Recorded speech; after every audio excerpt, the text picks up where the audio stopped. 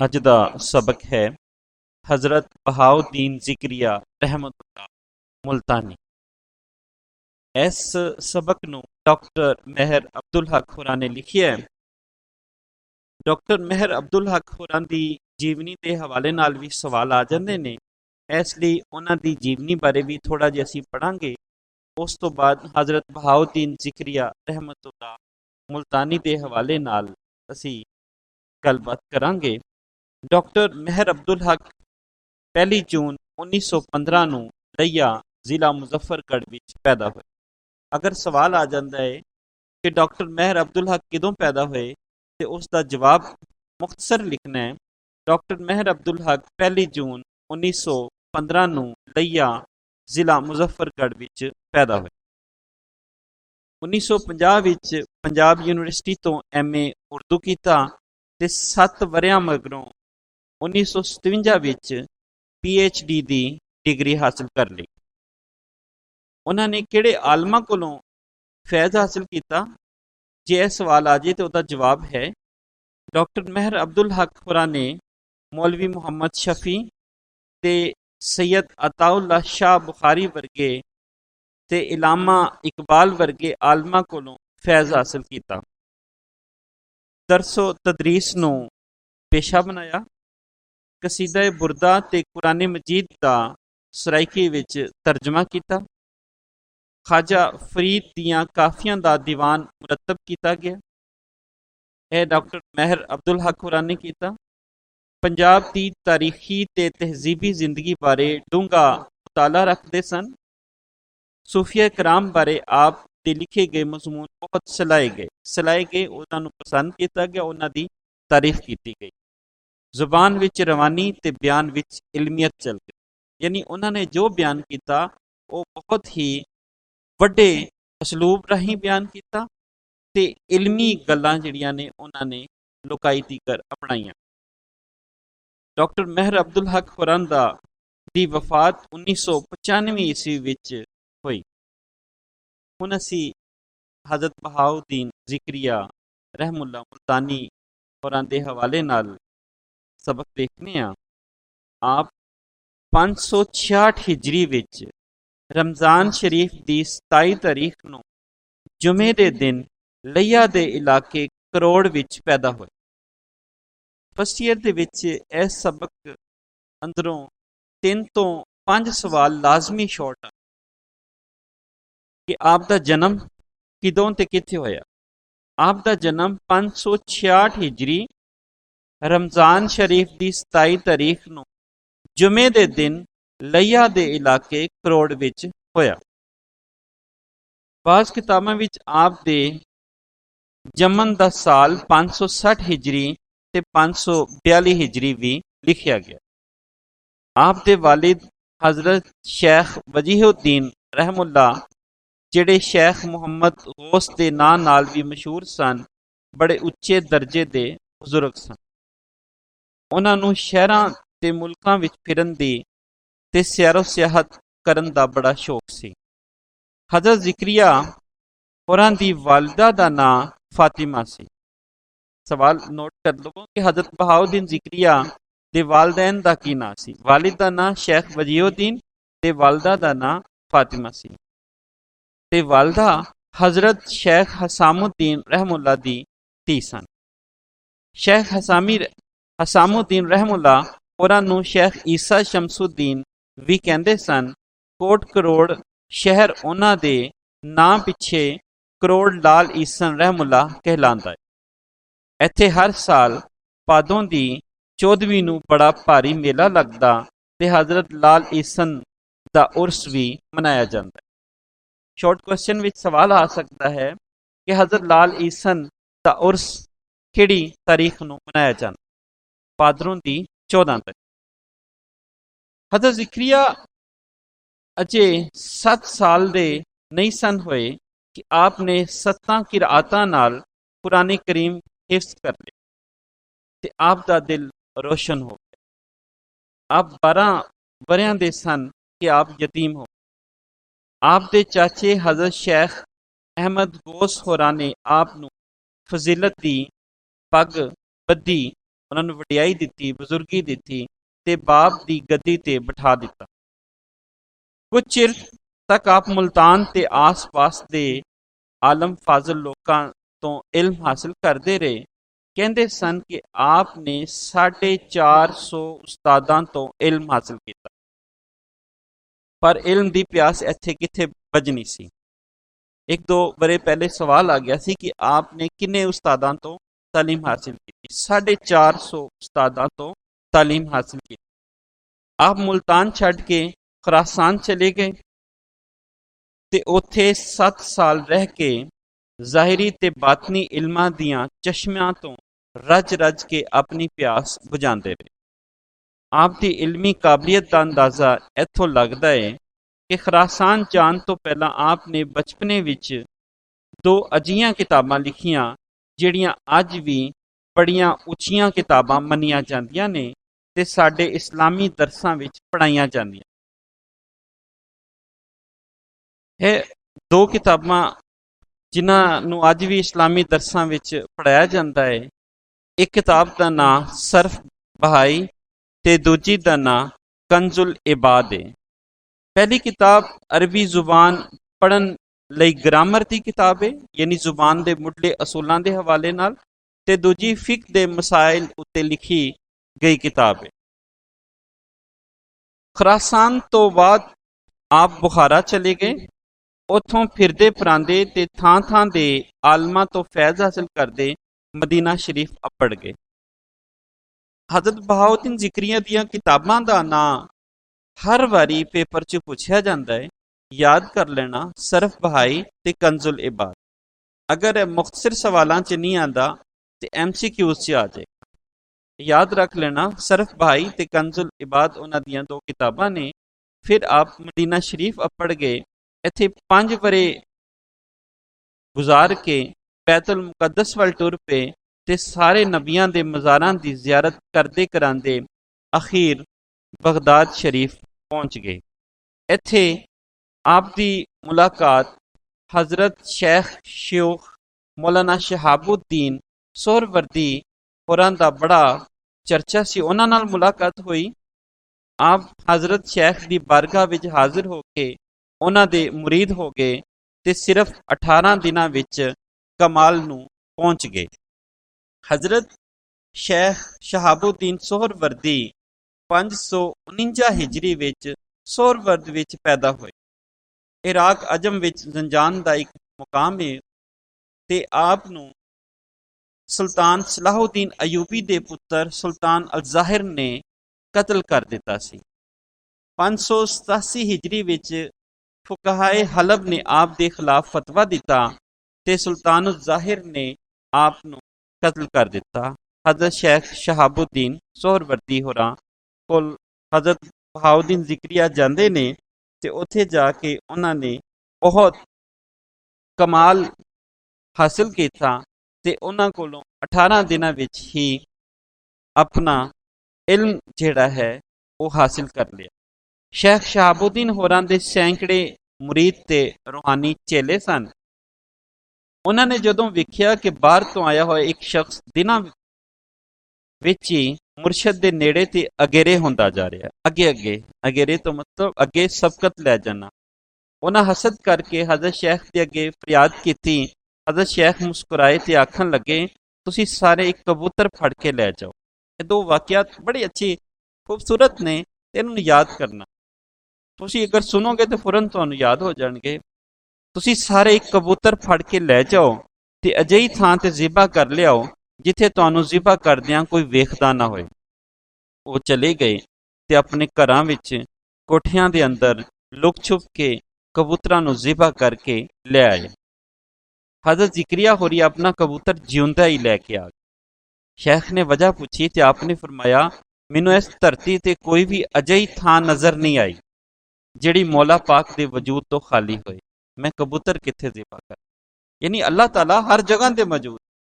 ਇਸ ਦਾ ਜਿਹੜਾ ਅਮਲੀ ਮੁਜ਼ਾਹਿਰਾ ਔਰ ਇਸ ਦਾ ਜਿਹੜਾ ਸਬਕ ਹੈ ਔਰ ਇਸ ਨੂੰ ਜਿਹੜਾ ਉਹਨਾਂ ਨੇ ਬਿਆਨ ਕੀਤਾ ਹਜ਼ਰਤ ਬਹਾਉਦੀਨ ਜ਼ਿਕਰੀਆ ਨੇ ਕਿ ਸਾਰੇ ਕਬੂਤਰ ਜਿਹੜੇ ਲੁਕ ਛੁਪ ਕੇ ਆਪਣੇ ਕੋਠੀਆਂ ਦੇ ਅੰਦਰ, ਘਰਾਂ ਦੇ ਅੰਦਰ ਜਾ ਕੇ, ਕਮਰਿਆਂ ਦੇ ਅੰਦਰ ਛੁਪ ਕੇ ਲੈ ਆਏ। ਲੇਕਿਨ ਆਪ ਨੇ ਕਿਹਾ ਕਿ ਮੈਨੂੰ ਹਰ ਥਾਂ ਤੇ ਰੱਬ ਵੇਖਦਾ ਪਿਆ ਸੀ।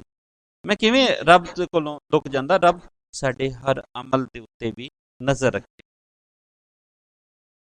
ਹਜ਼ਰਤ ਸ਼ੇਖ ਨੇ ਫਰਮਾਇਆ, ਅੱਛਾ ਹੁਣ ਤੁਸੀਂ ਮਸੀਤ ਵਿੱਚ ਵਿਛਾਣ ਲਈ ਘਾਹ ਪੁੱਟ ਲਿਆਓ। ਸਾਰੇ ਮੁਰੀਦ ਹਰਾ ਹਰਾ ਤਾਜ਼ਾ ਮਲੂਕੜਾ ਨਰਮ ਮੁਲਾਇਮ ਜਿਹਾ ਘਾਹ ਪੁੱਟ ਕੇ ਲਿਆਏ ਤੇ ਜ਼ਿਕਰੀਆ ਰਹਿਮੁੱਲਾ ਹੋਰਾਂ ਦੇ ਸਿਰ ਤੇ ਸੁੱਕੇ ਸੜੇ ਘਾਹ ਦੀ ਜੱਥੀ ਵੇਖ ਕੇ ਹੱਸ ਪਏ। ਜੱਥੀ ਯਾਨੀ ਪੰਡ, ਯਾਨੀ ਇੱਕ ਪੰਡ ਦੀ ਸ਼ਕਲ ਵਿੱਚ ਉਹਨਾਂ ਨੇ ਘਾਹ ਨੂੰ ਜਿਹੜਾ ਲੈ ਕੇ ਆ ਗਏ। ਜ਼ਿਕਰੀਆ ਰਹਿਮੁੱਲਾ ਹੋਰਾਂ ਮੁਰਸ਼ਦ ਦੀ ਅੱਗੇ ਅਰਜ਼ ਕੀਤੀ, ਮੈਂ ਜਿੱਥੇ ਵੀ ਗਿਆ ਹਰਾ ਤੇ ਤਾਜ਼ਾ ਘਾਹ ਰੱਬ ਪਾਕ ਦੇ ਜ਼ਿਕਰ ਵਿੱਚ ਮਸ਼ਗੂਲ ਸੀ, ਮਸਰੂਫ ਤੇ ਸੁੱਕਾ ਘਾਹ ਮੈਨੂੰ ਤਸਬੀਹ ਤੋਂ ਫਾਰਗ ਯਾਨੀ ਰੱਬ ਦੀ ਹਮਦੋ ਸਨਾ ਕਰਨ ਤੋਂ ਫਾਰਗ ਨਜ਼ਰ ਆਇਆ ਤੇ ਮੈਂ ਇਹਨੂੰ ਲੈ ਆਇਆ ਕਿ ਮਸੀਤ ਵਿੱਚ ਲੋਕਾਂ ਦੇ ਸਜਦਿਆਂ ਲਈ ਠੀਕ ਹੈ, ਕਿਉਂਕਿ ਬਾਕੀ ਜਿਹੜੇ ਘਾਹ ਸਨ ਤਾਜ਼ਾ ਮਲੂਕੜੇ ਜਿਹੜੇ ਘਾਹ ਸਨ ਉਹ ਰੱਬ ਦੀ ਹਮਦੋ ਸਨਾ ਚ ਮਸਰੂਫ ਸਨ। ਇਹ ਸੁੱਕਾ ਘਾਹ ਤਸਬੀਹ ਤੋਂ ਫਾਰਗ ਸੀ।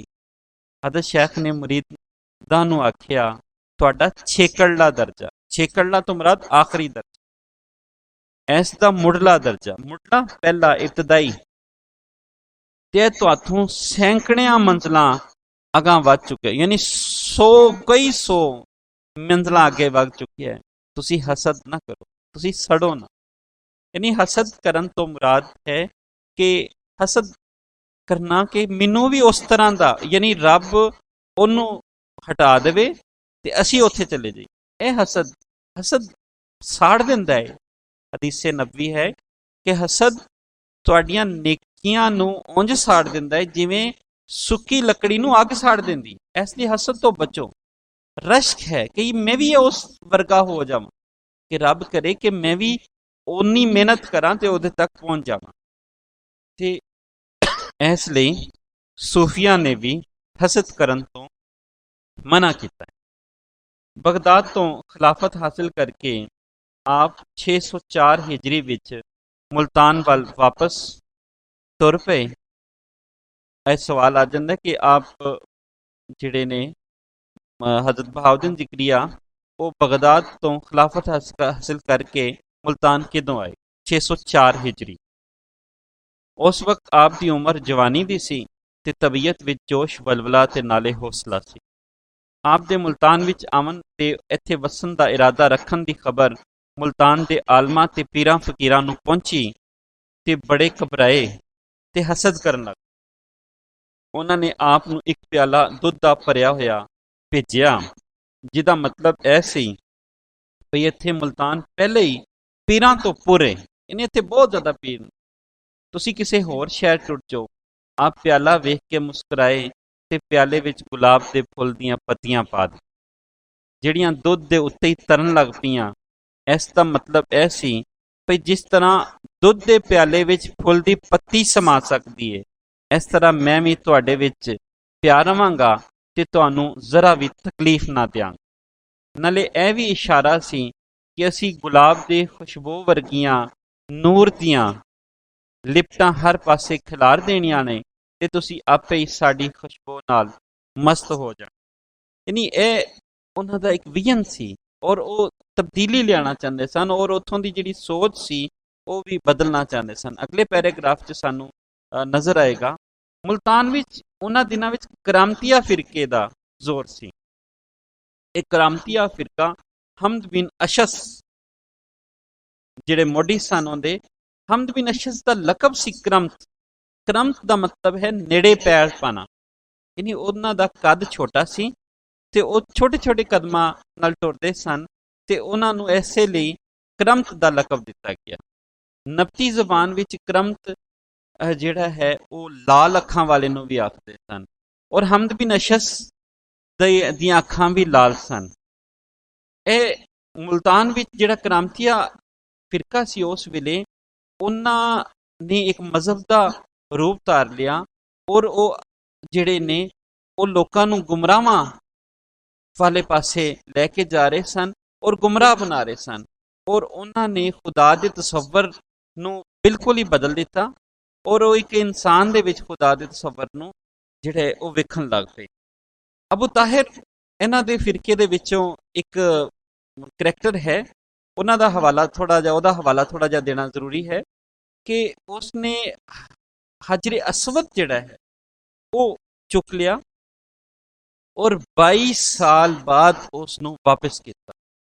ਯਾਨੀ ਕਿ ਕਰਾਮਤੀਆ ਫਿਰਕਾ ਜਿਹੜਾ ਸੀ ਉਸ ਵੇਲੇ ਮੁਲਤਾਨ ਅੰਦਰ ਵੀ ਆਪਣੀਆਂ ਜੜ੍ਹਾਂ ਫੈਲ ਰਿਹਾ ਸੀ ਔਰ ਫੈਲ ਰਿਹਾ ਸੀ। ਹਜ਼ਰਤ ਜ਼ਿਕਰੀਆ ਅੰਸਾਰੀ ਹੋਰਾਂ ਨੇ ਇਸ ਨੂੰ ਰੋਕਿਆ ਕਿਉਂਕਿ ਇਹ ਗੁੰਮਰਾਹੀ ਵਾਲੇ ਪਾਸੇ ਲੈ ਕੇ ਜਾ ਰਿਹਾ ਸੀ ਲੋਕਾਂ ਨੂੰ। ਹਜ਼ਰਤ ਜ਼ਿਕਰੀਆ ਲੋਕਾਂ ਨੂੰ ਵਾਜ਼ ਨਸੀਹਤ ਨਾਲ ਇਸ ਬੁਰਾਈ ਤੋਂ ਬਚਾਇਆ ਤੇ ਸੱਚੇ ਇਸਲਾਮ ਦੀ ਰਾਹ। ਉਹਨਾਂ ਨੇ ਕਿਹਾ ਇਸਲਾਮ ਸੱਚਾ ਹੈ ਔਰ ਇਸਲਾਮ ਦੀਆਂ ਜਿਹੜੀਆਂ ਸਹੀ ਤਾਲੀਮਾਤ ਸੀ ਉਹ ਦਸੀਆਂ, ਨਾ ਕਿ ਜਿਹੜੀਆਂ ਕਰਾਮਤੀਆ ਮਜ਼ਹਬ ਵਾਲੇ ਲੋਕ ਸਨ ਉਹ ਇਸਲਾਮ ਦੀਆਂ ਸੱਚੀਆਂ ਜਿਹੜੀਆਂ ਨੇ ਗੱਲਾਂ ਨੂੰ ਤਰੋੜ ਮਰੋੜ ਕੇ ਪੇਸ਼ ਕਰਦੇ ਤੇ ਹਦਾਇਤ ਤੋਂ ਦੂਰ ਹੁੰਦੇ ਜਾ ਰਹੇ ਸਨ। ਆਪ ਨੇ ਸਹੀ ਤਾਲੀਮਾਤ ਜਿਹੜੀਆਂ ਨੇ ਇਸਲਾਮ ਦੀਆਂ ਉਹ ਦਿਖਾਈਆਂ ਔਰ ਉਸ ਲੋਕਾਂ ਨੂੰ ਤੱਕ ਪੜਾਈਆਂ ਔਰ ਸੱਚੇ ਇਸਲਾਮ ਵੱਲ ਲੋਕਾਂ ਨੂੰ ਮੋੜਿਆ। ਆਪ ਦਾ ਚਰਚਾ ਹਿੰਦ ਸਿੰਧ ਵਿੱਚ ਹੋਣ ਲੱਗ ਪਿਆ, ਯਾਨੀ ਪੂਰੇ ਹਿੰਦੁਸਤਾਨ ਵਿੱਚ ਆਪ ਦੀ ਸ਼ੋਹਰਤ ਹੋ ਗਈ ਤੇ ਆਪ ਦੇ ਮੁਰੀਦਾਂ ਦੀ ਇੱਕ ਅਜਿਹੀ ਜਮਾਤ ਬਣ ਗਈ ਜਿਨ੍ਹਾਂ ਦਾ ਅਮਲ ਤੇ ਕੋਲ ਇੱਕ ਸੀ, ਯਾਨੀ ਜਿਹੜੀ ਗੱਲ ਵੀ ਕਰਦੇ ਸਨ ਤੇ ਅਮਲ ਵੀ ਕਰਦੇ ਸਨ ਉਸ ਤੇ ਇੱਕੋ ਹੀ। ਆਪ ਨੇ ਆਪਣੇ ਮੁਰੀਦਾਂ ਨੂੰ ਸਿੰਧ, ਕੈਚ, ਮਕਰਾਨ ਵੱਲ ਦੌਰੇ ਕਰਕੇ ਤਬਲੀਗ ਕਰਨ ਦਾ ਹੁਕਮ ਦਿੱਤਾ। ਸਵਾਲ ਆ ਜਾਂਦਾ ਕਿ ਆਪ ਨੇ ਆਪਣੇ ਮੁਰੀਦਾਂ ਨੂੰ ਕਿਸ ਇਲਾਕੇ 'ਚ ਭੇਜਿਆ ਤੇ ਇਸ ਤਰ੍ਹਾਂ ਲੱਖਾਂ ਗੁੰਮਰਾਹ ਇਨਸਾਨਾਂ ਤੀਕਰ ਇਸਲਾਮ ਅਪਣਾ ਦਿੱਤਾ। ਆਪ ਦੀਆਂ ਕੁਝ ਟੋਲੀਆਂ ਕਸ਼ਮੀਰ ਤੇ ਦਿੱਲੀ ਵਿੱਚ ਟੁਰ ਪਈਆਂ ਤੇ ਕੁਝ ਅਫਗਾਨੀ ਕਬੀਲਿਆਂ ਵੱਲ ਚਲੀਆਂ ਗਈਆਂ। ਇਸ ਤਰ੍ਹਾਂ ਸਾਰੇ ਮੁਲਕ ਵਿੱਚ ਇਸਲਾਮ ਦਾ ਚਰਚਾ ਹੋਣ ਲੱਗ ਪਿਆ। ਯਾਨੀ ਇਹ ਉਹ ਸੂਫੀ ਲੋਕ ਸਨ ਜਿਨ੍ਹਾਂ ਨੇ ਇਸਲਾਮ ਦੀ ਤਬਲੀਗ ਕੀਤੀ ਤੇ ਹਿੰਦੁਸਤਾਨ ਵਿੱਚ ਇਸਲਾਮ ਜਿਹੜਾ ਹੈ ਉਹ ਫੈਲਣ ਲੱਗ ਪਿਆ। ਆਪ ਦੀ ਖਿਦਮਤ ਵਿੱਚ ਵੱਡੇ ਵੱਡੇ ਸਰਦਾਰ, ਨਵਾਬ ਤੇ ਬਾਦਸ਼ਾਹ ਹਾਜ਼ਰ ਹੁੰਦੇ ਤੇ ਹਦਾਇਤ ਦੇ ਨੂਰ ਨਾਲ ਆਪਣੇ ਦਿਲ ਦੀ ਹਨੇਰ ਕੋਠੜੀ ਵਿੱਚ ਚਾਨਣ ਕਰਦੇ ਸਨ। ਯਾਨੀ ਉਹ ਜਹਾਲਤ ਤੋਂ ਰੋਸ਼ਨੀ ਵੱਲ ਆ ਜਾਂਦੇ ਸਨ, ਯਾਨੀ ਉਹ ਬੇਇਲਮੀ ਤੋਂ ਇਲਮ ਵੱਲ ਆ ਜਾਂਦੇ ਸਨ, ਉਹ ਗੁੰਮਰਾਹੀ ਤੋਂ ਹਦਾਇਤ ਵੱਲ ਆ ਜਾਂਦੇ ਸਨ। ਇਸ ਤਰ੍ਹਾਂ ਇਸਲਾਮ ਆਪਣੇ ਅਮਲ ਨਾਲ ਫੈਲਦਾ ਰਿਹਾ, ਆਪਣੀ ਤਬਲੀਗ ਨਾਲ ਫੈਲਦਾ ਰਿਹਾ, ਕਿਉਂਕਿ ਇਹ ਸੂਫੀ ਜਿਹੜੇ ਸਨ ਉਹ ਅੰਦਰ ਬਦਲ ਕੇ ਰੱਖ ਦਿੰਦੇ ਸਨ। ਕਾਫਰ ਟੋਲੀਆਂ ਦੀ ਸੂਰਤ ਵਿੱਚ ਆਉਂਦੇ ਤੇ ਆਪ ਦੇ ਮੁਬਾਰਕ ਹੱਥ ਤੇ ਬੈਤ ਕਰਕੇ ਲਾ ਇਲਾਹਾ ਦਾ ਵਿਰਦ ਤੇ ਦਮ ਬਹਾਉਲ ਹੱਕ ਦਾ ਨਾਰਾ ਮਾਰਦੇ ਲਗੇ ਜਾਂਦੇ ਸਨ। ਆਪ ਦੇ ਕਦਮ ਨਾਲ ਮੁਲਤਾਨ ਦੀ ਹਾਲਤ ਬਦਲ ਗਈ। ਹਰ ਪਾਸੇ ਮਸੀਤਾਂ, ਖਾਨਕਾਹਾਂ ਤੇ ਲੰਗਰਖਾਨੇ ਬਣ ਗਏ ਤੇ ਇੱਕ ਬਹੁਤ ਵੱਡਾ ਮਦਰਸਾ ਮੁਲਤਾਨ ਵਿੱਚ ਕਾਇਮ ਹੋ ਗਿਆ, ਜਿਹੜਾ ਸਾਰੇ ਹਿੰਦੁਸਤਾਨ ਲਈ ਮਰਕਜ਼ੀ ਇਸਲਾਮੀ ਯੂਨੀਵਰਸਿਟੀ ਦਾ ਕੰਮ ਦਿੰਦਾ ਸੀ। ਇਸ ਮਦਰਸੇ ਵਿੱਚ ਦੀਨ ਤੇ ਦੁਨੀਆ ਦੇ ਸਾਰੇ ਇਲਮ ਪੜ੍ਹਾਏ ਜਾਂਦੇ ਸਨ ਤੇ ਮਾਕੂਲਾਤ ਤੇ ਮਨਕੂਲਾਤ ਦੀ ਤਾਲੀਮ ਦਿੱਤੀ ਜਾਂਦੀ ਸੀ। ਮਾਕੂਲਾਤ ਤੇ ਮਨਕੂਲਾਤ ਇਹਦੇ ਬਾਰੇ ਥੋੜੇ ਜਿਹੇ ਜ਼ਰਾ ਵੇਖ ਲਵੋ ਕਿ ਮਾਕੂਲਾਤ ਕੀ ਹੁੰਦੇ ਨੇ। ਮਾਕੂਲਾਤ ਦਾ ਲਫ਼ਜ਼ੀ ਮਤਲਬ ਇਲਮ ਅਕਲੀ, ਯਾਨੀ ਅਜਿਹਾ ਇਲਮ ਜਿਹਨੂੰ ਅਕਲ ਦੇ ਨਾਲ ਪਰਖਿਆ ਜਾ ਸਕੇ। ਹਕਮਤ ਤੇ ਦਨਾਈ ਦੀਆਂ ਗੱਲਾਂ, ਹੱਕ ਦੀਆਂ ਗੱਲਾਂ, ਸੱਚ ਦੀਆਂ ਗੱਲਾਂ, ਇਲਮੋ ਦਾਨਿਸ਼ ਦੇ ਜਿਹੜੇ ਮਜ਼ਹਬੀ ਸ਼ੋਬੇ ਨੇ ਉਹ ਮਾਕੂਲਾਤ ਵਿੱਚ ਸ਼ਾਮਿਲ ਹੁੰਦੇ। ਯਾਨੀ ਕਿ ਇਹਦੀ ਅਗਰ ਜਾਮਿਆ ਤਾਰੀਫ ਕੀਤੀ ਜਾਏ ਤੇ ਇਹ ਉਹ ਇਲਮ ਹੈ ਜਿਹਦੇ ਵਿੱਚ ਫਲਸਫਾ, ਮੰਤਕ, ਰਿਆਜ਼ੀ ਵਗੈਰਾ ਦਾ ਇਲਮ ਹੁੰਦਾ ਹੈ, ਕਿਉਂ ਜੇ ਇਹ ਸਾਰੇ ਇਲਮ ਅਕਲ ਨਾਲ ਹੀ ਸਮਝ ਵਿੱਚ ਆਉਂਦੇ ਨੇ। ਹੁਣ ਅੱਗੇ ਚੱਲਦੇ ਹਾਂ ਮਨਕੂਲਾਤ। ਮਨਕੂਲਾਤ ਜਿਵੇਂ ਕਿ ਲਫ਼ਜ਼ੀ ਮਤਲਬ ਹੀ ਵੇਖੋ, ਮਨਕੂਲ ਕੀਤੀ, ਨਕਲ ਕੀਤੀ, ਰਵਾਇਤ ਤੋਂ ਹਾਸਿਲ ਸ਼ੁਦਾ ਇਲਮ।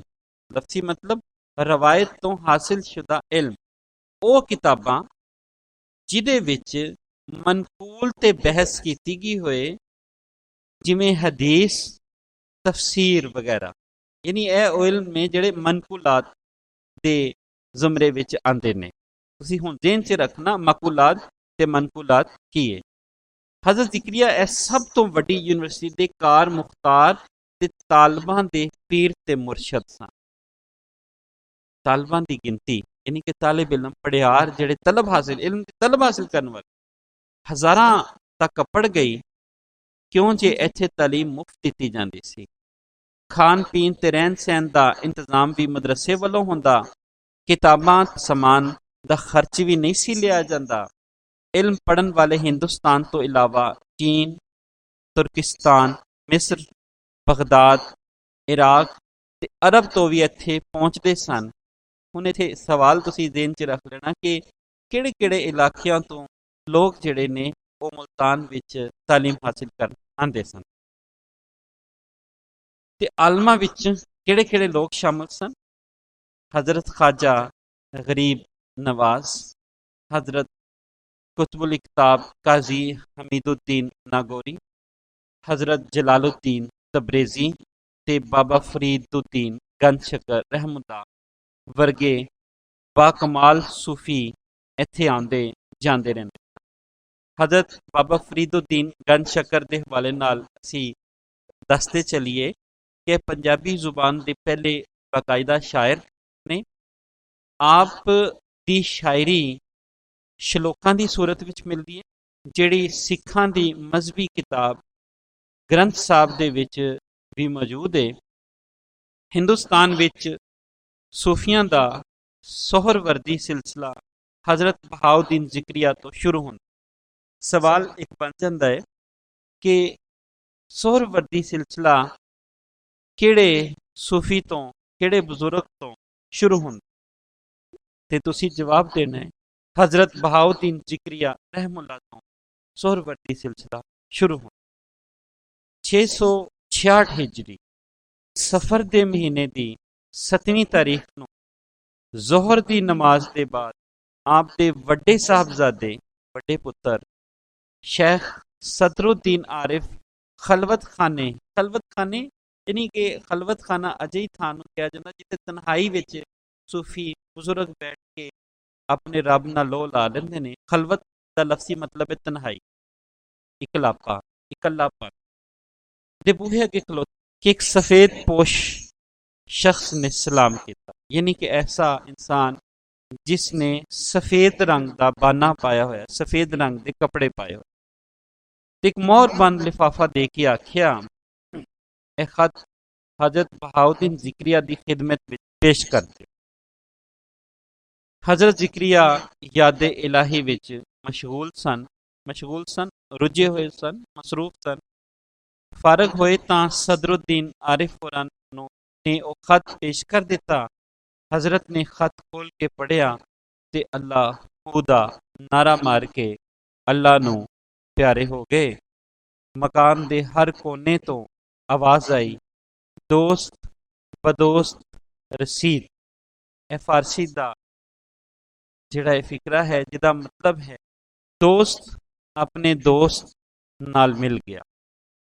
ਵਿਸਾਲ ਦੇ ਵਕਤ ਆਪ ਦੀ ਉਮਰ 100 ਸਾਲ, ਯਾਨੀ ਕਿ ਜਦੋਂ ਆਪ ਵਫਾਤ ਹੋਈ ਤੇ ਆਪ ਦੀ ਉਮਰ 100 ਵਰੇ ਸੀ। 566 ਨੂੰ ਪੈਦਾਇਸ਼ ਤੇ 666 ਹਿਜਰੀ ਨੂੰ ਵਫਾਤ। ਆਪ ਦਾ ਮਜ਼ਾਰ ਮੁਲਤਾਨ ਦੇ ਪੁਰਾਣੇ ਕਲੇ ਤੇ ਸਭ ਤੋਂ ਉੱਚੀ ਥਾਂ ਤੇ ਅੱਜ ਵੀ ਹਜ਼ਾਰ ਲੱਖਾਂ ਮੁਰੀਦਾਂ ਦੀ ਜ਼ਿਆਰਤਗਾਹ ਬਣਿਆ ਹੋਇਆ। ਐਸੀ ਸਾਡਾ ਅੱਜ ਦਾ ਸਬਕ ਹਜ਼ਰਤ ਬਹਾਉਦੀਨ ਜ਼ਿਕਰੀਆ ਮੁਲਤਾਨੀ ਰਹਿਮਤੁल्लाह ਹੋਰਾਂ ਦੇ ਹਵਾਲੇ ਨਾਲ। ਇਸ ਦੇ ਸਵਾਲ ਜਵਾਬ ਯਾਦ ਕਰੋ। ਪੈਰਾਗ੍ਰਾਫ ਦੀ ਤਸ਼ਰੀਹ ਜਿਹੜੀ ਕਿ ਤੁਹਾਨੂੰ ਦੱਸ ਦਿੱਤੀ ਗਈ ਹੈ, ਸੁਣਾ ਦਿੱਤੀ ਗਈ ਸੀ ਤੁਹਾਨੂੰ, ਉਸ ਦੇ ਹਵਾਲੇ ਨਾਲ ਤੁਸੀਂ ਜ਼ਰੂਰ ਇਹਦੇ ਅਹਿਮ ਪੈਰਾਗ੍ਰਾਫ ਜਿਹੜੇ ਨੇ ਉਹ ਦੇਖੋ, ਉਹਨਾਂ ਦੀ ਤਸ਼ਰੀਹ ਕਰੋ ਤੇ ਸਵਾਲ ਜਵਾਬ ਜਿਹੜੇ ਨੇ ਉਹ ਯਾਦ। ਇਸ ਤਰ੍ਹਾਂ ਤੁਹਾਡਾ ਇਹ ਲੈਕਚਰ ਅੱਜ ਦਾ ਖਤਮ ਹੋਇਆ।